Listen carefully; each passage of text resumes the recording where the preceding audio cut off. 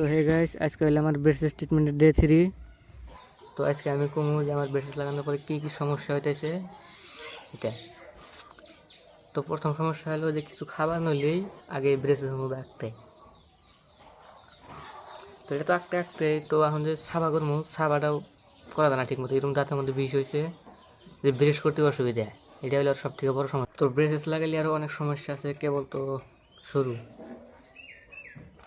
তো আজকে 3 দিন আগে ব্রেসেস লাগাইছি, তো এখনও তো কোনো বিষ টিষ কমে না। আর আমি ব্রেসেস রিলেটিভ ডেইলি ভিডিও দিয়ে থাকবো।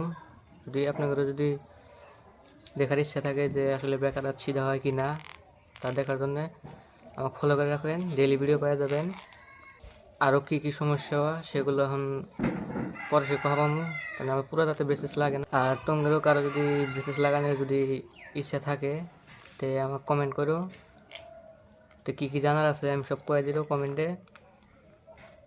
তো আমার দাঁত কিন্তু পুরো বেকার, এই জন্য আমি ব্রেসেস লাগাইলাম।